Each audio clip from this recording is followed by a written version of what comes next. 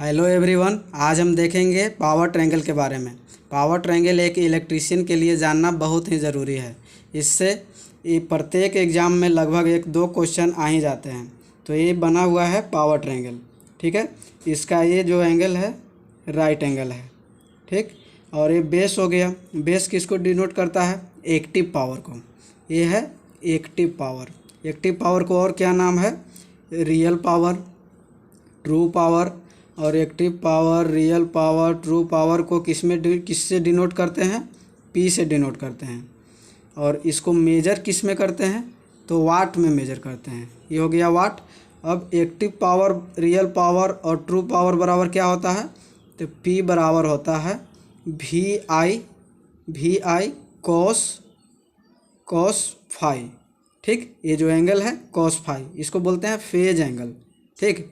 अब apparent power, ये जो हाइपोटेनस है राइट एंगल ट्रायंगल का, हाइपोटेनस यानी एपरेंट पावर डिनोट करता है एस से।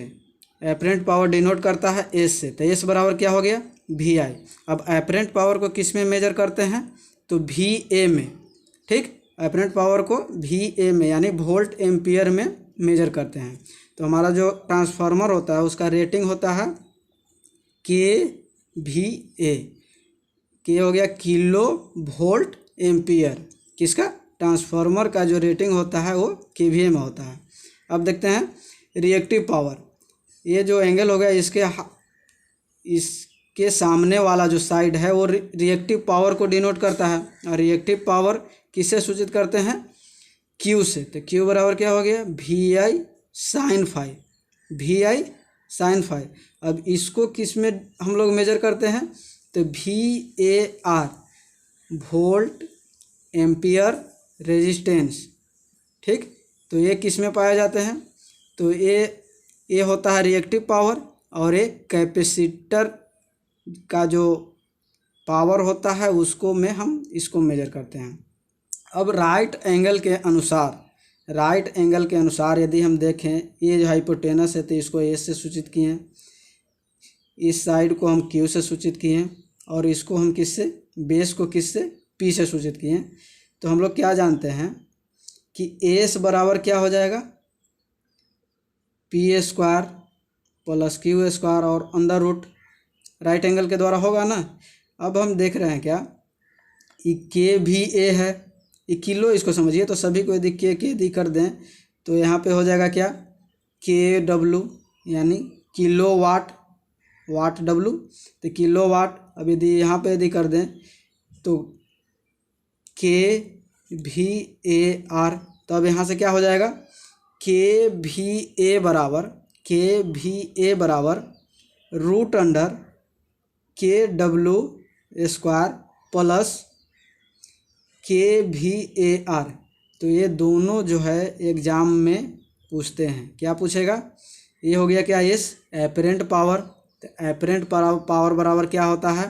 तो एपरेंट पावर बराबर होता है real power, true power, active power उसका स्क्वायर प्लस क्यू यानी रिएक्टिव पावर उसका स्क्वायर, और इस पूरा होल का अंडर रूट।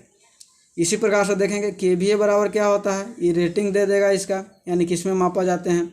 फिर इसको इस ट्रायंगल के आधार पर अंडर रूट कर देगा, ठीक। तो ये दोनों याद रखने वाला चीज़ है। और इसमें क्या याद रखने वाला है? रिएक्टिव पावर को किस में मेजर करते हैं? ये रिएक्टिव पावर तो के भी ए आर में। एपरेंट पावर को किस में? के भी ए में। एक्टिव पावर या रियल पावर या ट्रू पावर को किस में? वाट में। तो आप इतना भी बोल सकते हैं, के लगा कर भी बोल सकते हैं, या के को छोड़ करके भी। बड़ा यूनिट रहेगा तो के साथ में लेकर बोलेंगे, यदि छोटा यूनिट रहेगा तो हम लोग केवल के को साइड करके भी बोल सकते हैं। अब इसके बाद आते हैं पावर फैक्टर पर। तो पावर फैक्टर जैसा कि अभी आप देख रहे हैं, पी बराबर क्या होता है? वी आई कॉस फाई, ठीक। तो वी आई कॉस फाई यहाँ पे लिख दिए। तो पावर फैक्टर बराबर क्या हो जाएगा? Cos phi. ये जो है ये कॉस फाई, यही होता है पावर फैक्टर। यानी पावर कितना से घट रहा है या बढ़ रहा है इसकी जानकारी कौन करता है? तो पावर फैक्टर, ठीक है। तो कॉस फाई बराबर यदि इस ट्रायंगल में देखेंगे तो क्या आप लोग देखेंगे कि यदि कॉस बेस है और ये है क्या, हाइपोटेनस।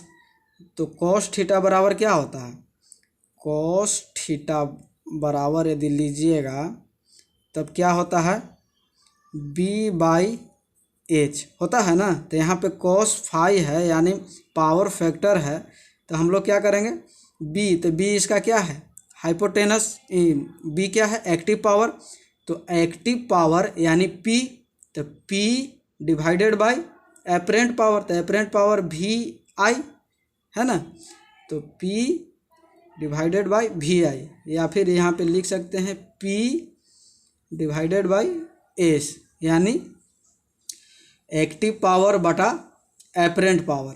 तो एक्टिव पावर के जगह पर रियल पावर, ट्रू पावर तो पहले ही बोल दिए हैं, सब इसी का नाम है ना। ये तीनों एक ही नाम है, बस नाम का अलग अलग है। सबको एक्टिव पावर, रियल पावर या ट्रू पावर के ही बात एक ही है। अब यदि हम इसका यूनिट यदि लेते हैं तो ये हो गया क्या चीज़, एक्टिव पावर का क्या होता है, किलोवाट, तो यहाँ पे किलोवाट लिख देंगे।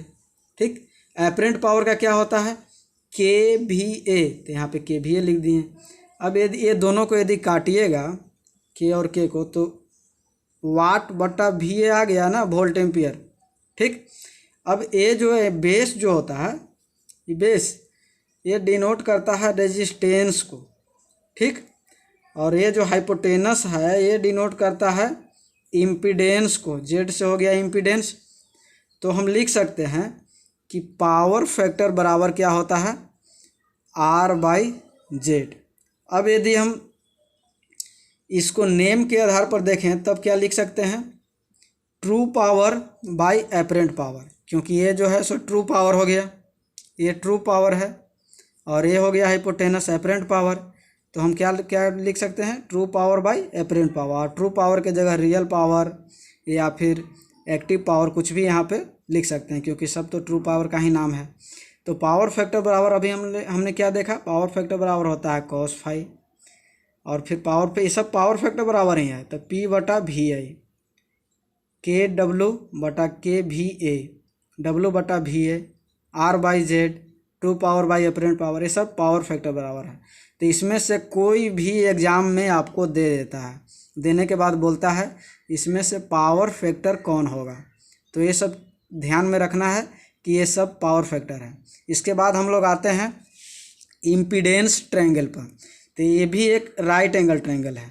ठीक, तो ये जो बेस जो इसका डिनोट किया क्या, रेजिस्टेंस को डिनोट करता है, और ये भी फाई ये जो एंगल है, और ये जो हाइपोटेनस है इम्पीडेंस को डिनोट किया, और ये जो लंब जो हो गया ये रिएक्टेंस को डिनोट करता है। तो इम्पीडेंस को हम लोग जेड से, रेजिस्टेंस को आर से, रिएक्टेंस को एक्स से डिनोट करते हैं। तो ये हो गया इम्पीडेंस ट्रायंगल। ठीक, अब इस ट्रायंगल को यदि हम इस प्रकार से उलट दें, इस प्रकार से उलट दें, तो ये क्या हो जाएगा, ये जो है सो लंब जो है सो नीचे आ जाएगा। तो ये लंब नीचे आ गया, ये जो है उलटने के बाद क्या होता है, रेजिस्टेंस बदल जाता है कंडक्टेंस में। ध्यान रहे, रेजिस्टेंस किस में चेंज हो रहा है, कंडक्टेंस में। तो यहाँ पे क्वेश्चन क्या करेगा,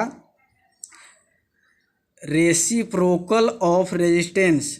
ठीक, रेजिस्टेंस के उल्टा को क्या कहते हैं, तो क्या कहते हैं, कंडक्टेंस। ठीक, अब ये नीचे आया है ना, तो रेसिप्रोकल ऑफ रिएक्टेंस, तो रेसिप्रोकल ऑफ रिएक्टेंस क्या हो जाएगा, ससेप्टेंस, यानी रिएक्टेंस के उल्टा को क्या कहते हैं, ससेप्टेंस कहते हैं। ठीक, अब इसको यदि पूछेगा इम्पीडेंस के रेसिप्रोकल यानी इम्पीडेंस के उल्टा को क्या कहेंगे, तो एडमिटेंस कहेंगे। तो ये हमेशा याद रखना है, रेजिस्टेंस का उल्टा कंडक्टेंस, रिएक्टेंस के उल्टा ससेप्टेंस, इम्पीडेंस के उल्टा एडमिटेंस। और इसी प्रकार से यदि हम उल्टा करके पूछें तो क्या हो जाएगा, एडमिटेंस का उल्टा इम्पीडेंस, कंडक्टेंस का उल्टा रेजिस्टेंस, ससेप्टेंस का उल्टा रिएक्टेंस। तो ये हो गया इम्पीडेंस ट्रायंगल और ये हो गया एडमिटेंस ट्रायंगल। Thank you. अगला क्लास में हम लोग देखेंगे नेक्स्ट टॉपिक के बारे में। Thank you all of you.